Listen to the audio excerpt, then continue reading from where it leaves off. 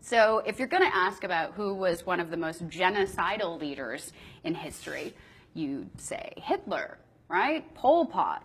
Did any of you guess King Leopold II of Belgium? Maybe. Maybe not. Because we are only taught U.S. imperial history in schools, we here at Buzzsaw think it'd be a good idea to keep you informed of historical events and figures that may have been overlooked, censored, and forgotten in the whitewashing of our history. So today we bring you the story of King Leopold II of Belgium.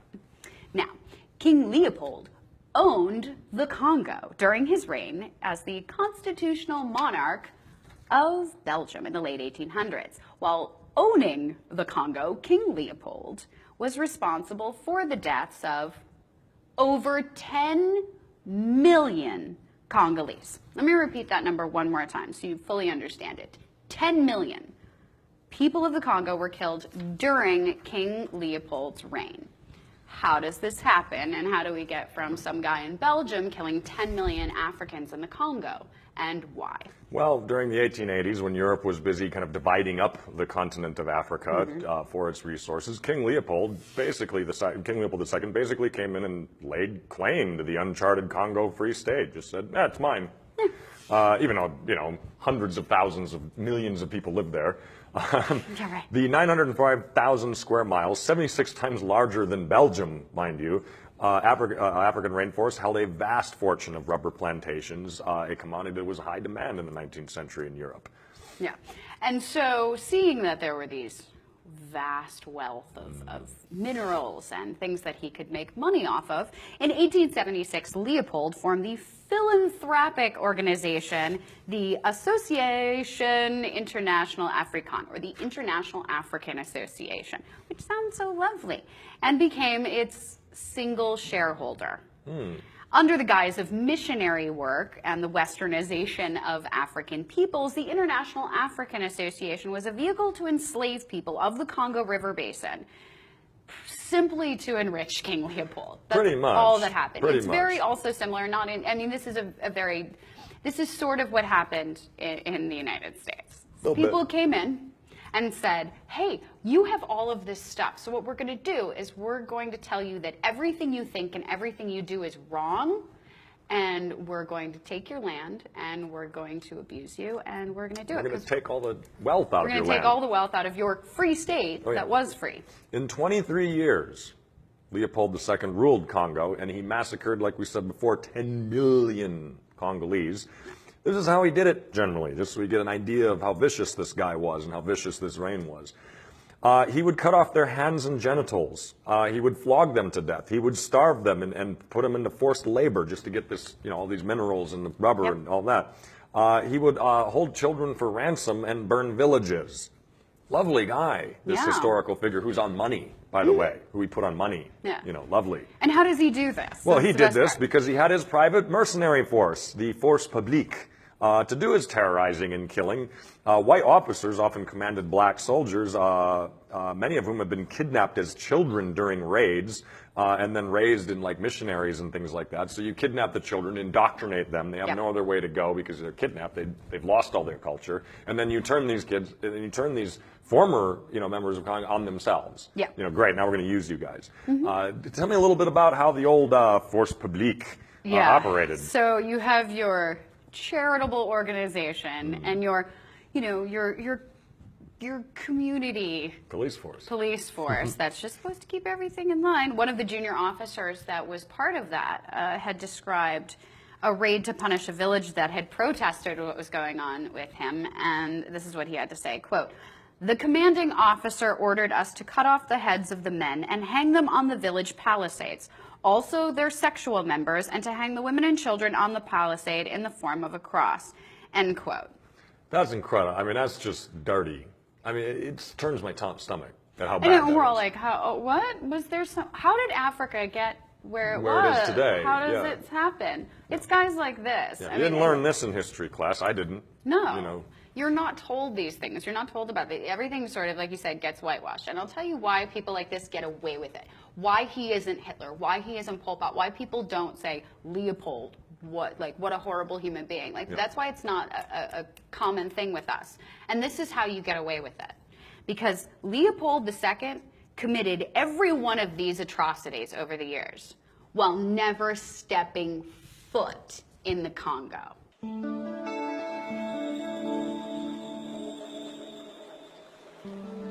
The humiliation and violence inflicted on black Americans was mirrored in Africa. At the end of the 19th century, as Europe's powers scrambled for control of the continent's riches, the rights of the indigenous peoples were no impediment to their plans for conquest. The attitude of white people in all Europe was tabula rasa, terra incognita. Here is a place which is a sort of no man's land. And in other words, we can create our own states there, and we're going to bring order and civilize them. Always the word civilize was used. Whatever you were actually doing, whether you were shooting them, you were civilizing them. The vast majority of people thought they would need, at best, a paternalistic treatment, that they would need looking after, like children.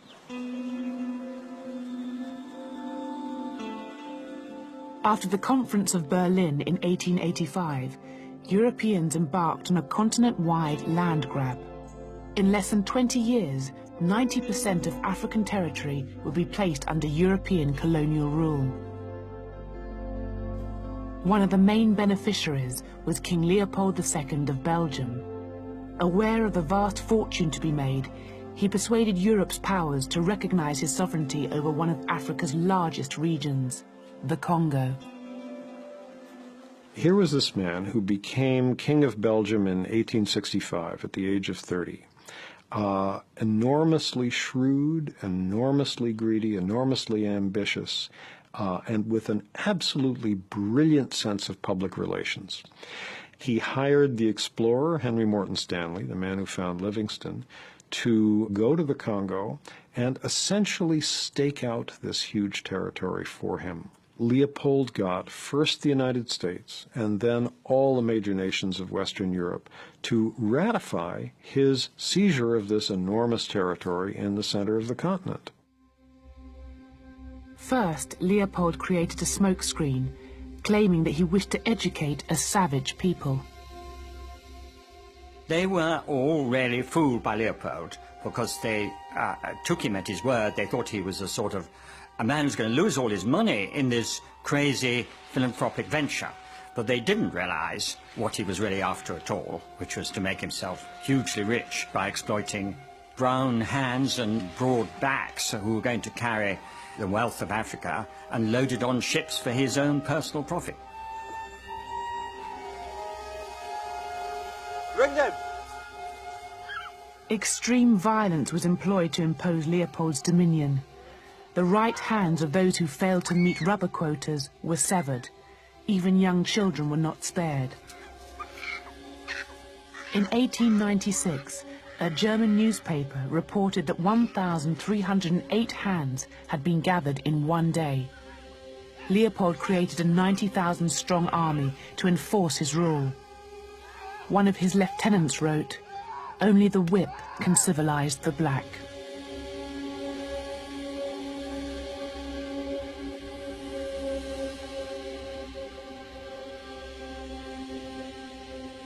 They would go into village after village. The army would seize the women of the village and hold them hostage in order to force the men of each village to go into the forest and gather a monthly quota of wild rubber. And they did this for about 20 years. And you can just very easily imagine if you have a village where the women are all being held hostage, the men are all in the forest as forced laborers for several weeks out of each month. There's nobody to plant and harvest food, to go hunting, to go fishing, to do all the normal things through which a community feeds itself.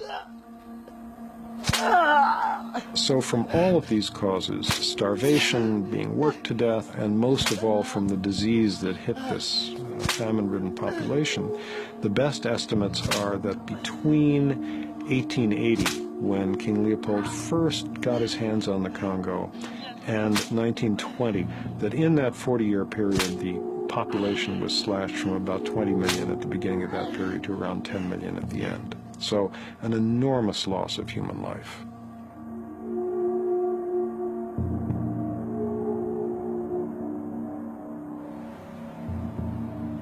Huge building projects throughout Belgium were funded by Leopold's wealth to celebrate his reign.